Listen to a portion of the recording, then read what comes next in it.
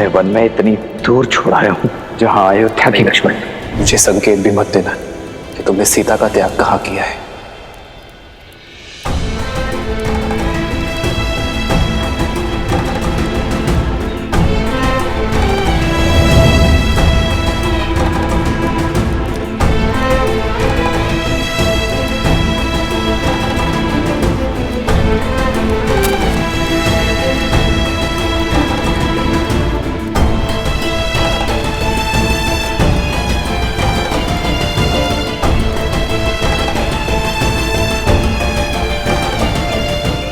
आशीर्वाद दीजिए भाभी माँ कि आपका पुत्र भैया के सौंपे कार्य को पूर्ण कर सके।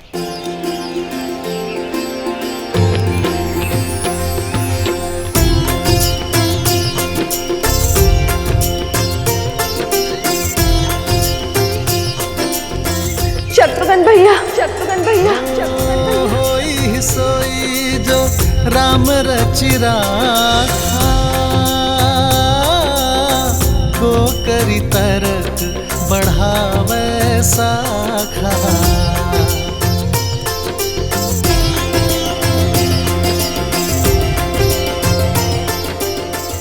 कैसे है मेरे श्री राम, है मेरे श्री राम, राम सिया राम, सिया राम जय जय राम, राम सिया राम, सिया राम जय जय राम, राम सिया राम, सिया राम जय जय। धन्य है आप दोनों। आत्मा के बिना प्राण कैसे होते हैं। आप यहाँ आश्रम में वनवासी का जीवन जी रही हैं, अभावों में रह रही हैं, और वहां राम भैया अपने महल में सन्यासियों का जीवन जी रहे हैं। दिन भर प्रजा और परिवार के कार्यभार संभालते हैं और फिर अपने कक्ष में आकर वल्कल लपेट लेते हैं। राजसी भोजन त्याग कर फल आदि का सेवन करते हैं। अयोध्या के प्रतापी महाराज से आपके पति बन जाते। कोई कुछ कहता नहीं है भाभी माँ, किंतु सब जानते हैं कि भैया का केवल तन वहां है, उनकी आत्मा यहां आपके साथ है। आपकी पीड़ा उनके त्याग में झलकती है।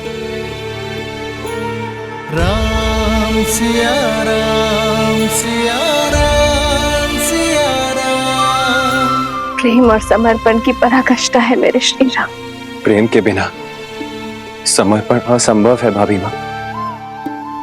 ये त्याग तभी हो पाया क्योंकि आप दोनों का प्रेम असीमित है।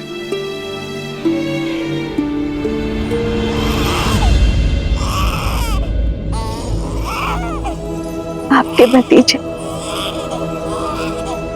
ला और खुश।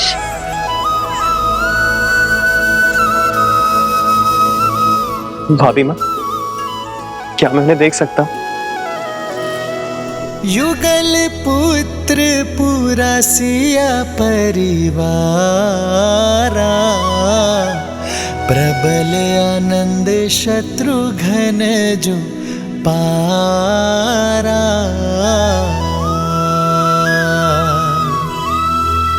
सूर्य प्रताप शिव दुई शिशु जाही, सकल जीव के ही देखे माही।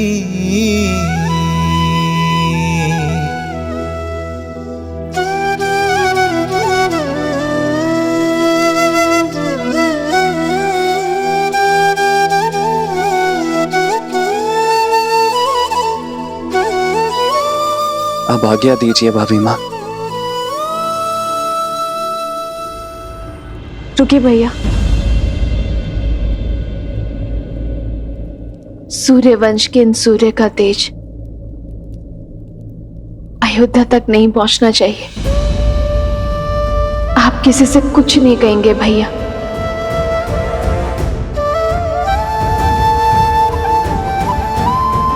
श्री राम से भी नहीं।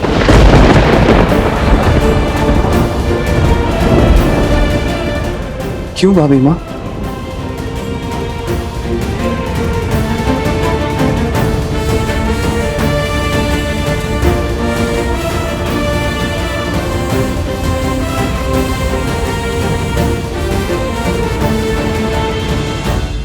संतान के लिए पिता का मुख वो घातक शस्त्र है शत्रुघ्न।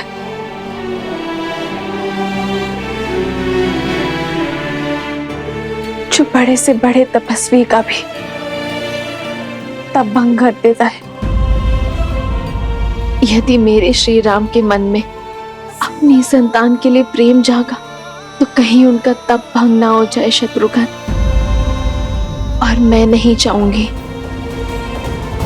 कि मेरे श्री राम को कभी भी कर्तव्य पथ पर दृष्टि झुकानी पड़े।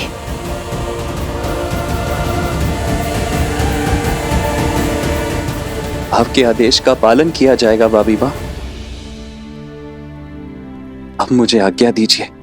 तेरी जय जयकार सिया राम की जय जयकार।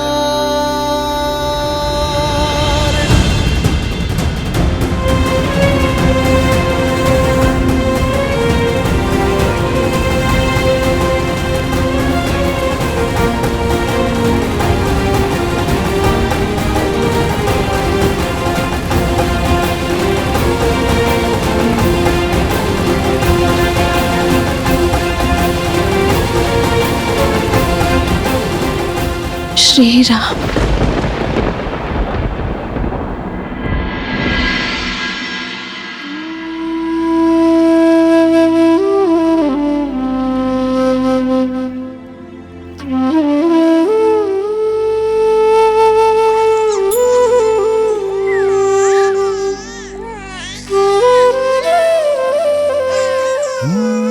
मंगल भवन अमंगल हारी द्रव सुदस। राम भैया अपने महल में सन्यासियों का जीवन जी रहे हैं।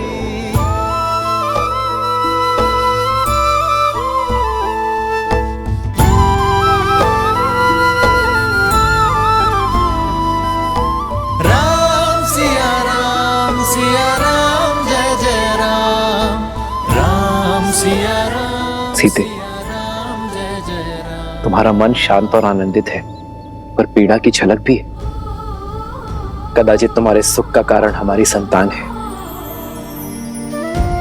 पर पीड़ा का कारण। सुख तो संतान माता को देते हैं, किंतु पीड़ा एक पत्नी को होती है। कभी कभी तो मन करता है कि सारे बंधन तोड़ अपनी संतान को आपके पास ले आओ, या फिर मृत्यु का स्वांग रचकर आपको ये अपने पास बुला लो।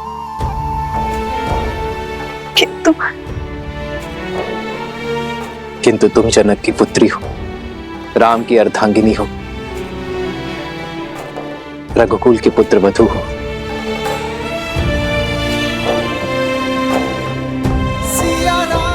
सीते, एक पुरुष केवल एक परिवार का धरोहर संभालता है। एक स्त्री के कंधों पर दोनों परिवारों की पवित्रता का भार होता है। भार तो ये भी है आर्य कि मेरे पुत्रों को कभी पिता का छत्र छाया नहीं मिलेगा, और पति को पुत्र सुख। कहीं मैं इस भार तले न दब जाऊं आर्य।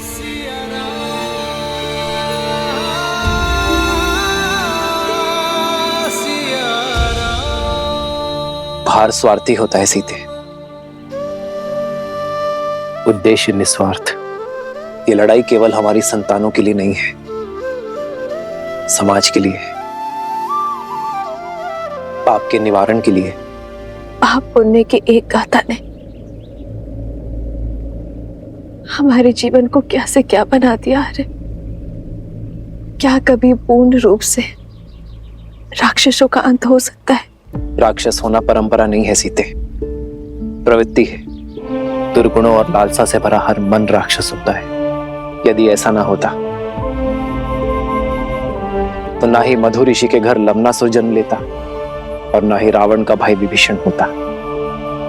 जैसे जैसे समाज में विद्या, आस्था और संतोष की वृद्धि होगी, वैसे वैसे ये राक्षसी प्रवृत्ति पाताल में गिरती चली जाएगी। समस्त कौशल राष्ट्र शुद्ध हो जाएगा, तब ये नियति हमें पुनः अवश्य मिलवाएगी।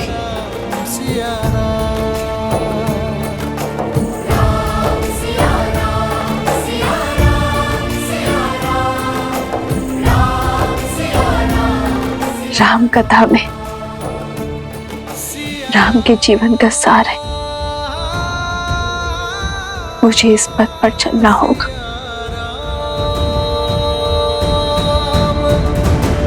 लाभ कुश जेहि पर कृपा करहि जनु जानी, कवि उर अजिर न चावहि वानी। देव शिशु जन विधाति सूरा, कल्पलोक अति दिव्य विधुरा।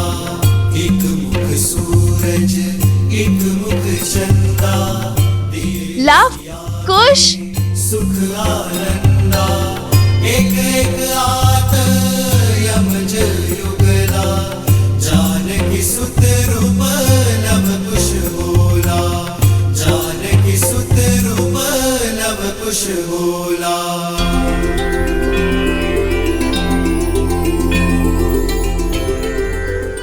लव और कुश ने सभी वेदों को बालपन में ही कंठस्थ कर लिया था, परंतु एक और वेद भी था जिसे उन्होंने भली भांति कंठस्थ किया, और वो था मर्यादा पुरुषोत्तम श्री राम की जीवन कथा।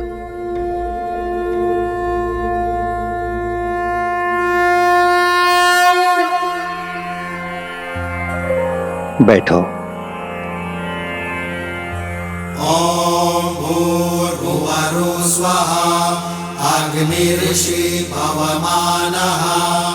पांचजन्यः पुरोहितः, नमिमहे महाज्ञं स्वाहा। इदं अग्नये पवमानाय, इदं नमः। शास्त्र विद्या के साथ साथ शस्त्र विद्या में भी निपुण होते चले गए। जो नदी के तट को मिलाते सेतु, जन्मे मात पिता मिलन के हेतु। रामचंद्र सिया विरह घटाने, प्रकटे लव कुश रूप सुहाने। जो नदी के तट को मिलाते सेतु, जन्मे मात पिता मिलन के हेतु। रामचंद्र सिया विरह घटाने, प्रकटे लव कुश रूप सुहाने। जहां एक और लव कुश अपनी माता सीता के सानिध्य में महाप्रतापी राजा राम के गुणों को ग्रहण कर रहे थे, वहीं दूसरी ओर मर्यादा पुरुषोत्तम श्री राम सीता की स्मृतियों के सहारे, परंतु अपने पुत्रों के अस्तित्व से अनभिज्ञ अयोध्या के राजा होने का दायित्व निभा रहे हैं।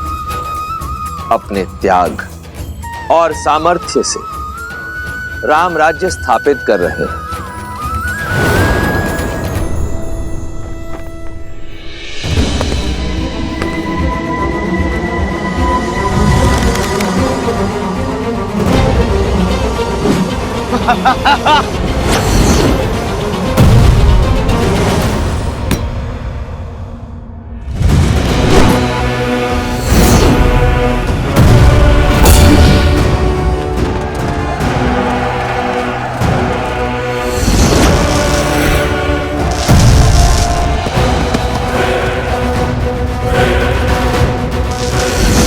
वहां शत्रुघ्न और लवनासुर का युद्ध वर्षों तक चला।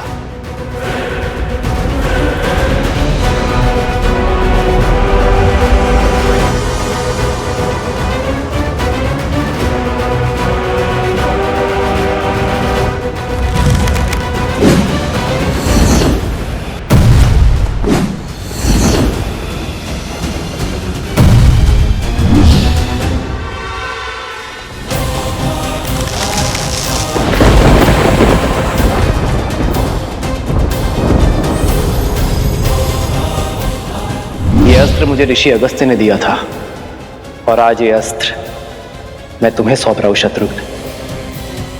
कदाचित नियति ने इस अस्त्र पर लवनासुर का ही नाम लिखा है, और आज ये अस्त्र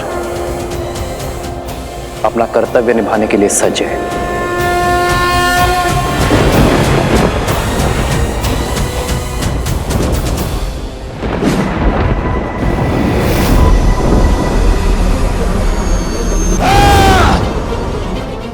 नारायण के अस्त्र और मेरे अस्त्र की भिड़ंत से इस संसार को सर्वनाश से बचाने के लिए मैंने अपना अस्त्र लौटा लिया।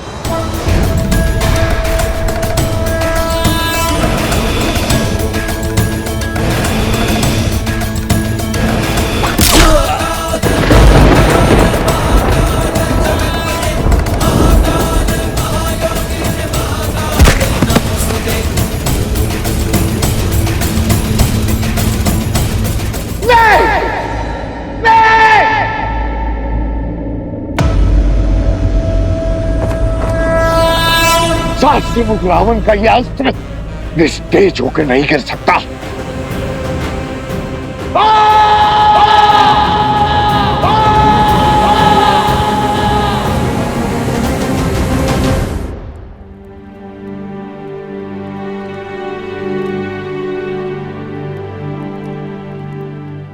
प्रेम समर्पण करुणा ज्ञान से है भरा दो प्यारा नाम।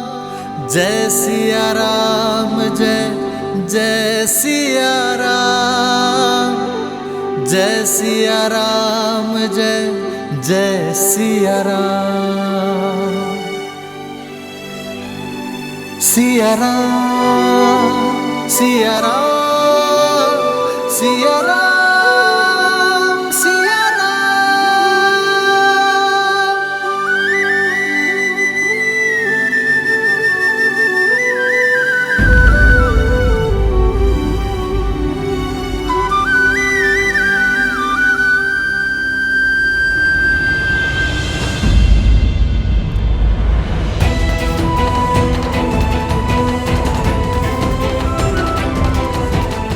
आओ लक्ष्मण।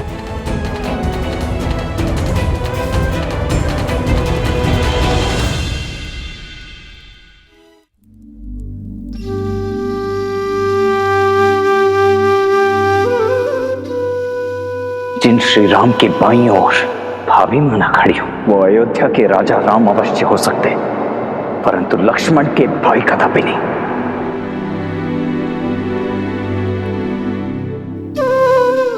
बोलो लक्ष्मण, यदि मन की बात मन में ही रह जाए तो पीड़ा अधिक होती है। अपनी पीड़ा को तो अपना क्रोध बनाकर आप पर उड़ेल दिया है मैंने। आपसे विद्रोह किया, आपसे दूर रहा, परंतु आपने अभिमान से विरह और मेरे क्रोध की पीड़ा को सदैव सहन किया। आज भी कर रहे हैं।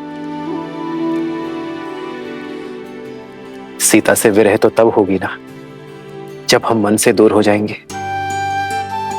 सीता मेरी श्वास है लक्ष्मण, और श्वास मृत्यु के बाद ही दूर होगी शरीर से।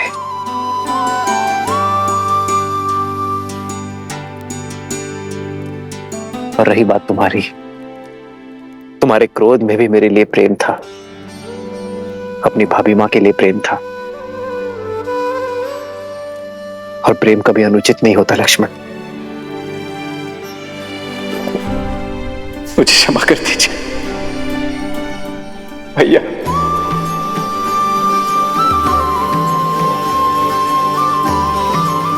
क्षमा कर दीजिए भैया।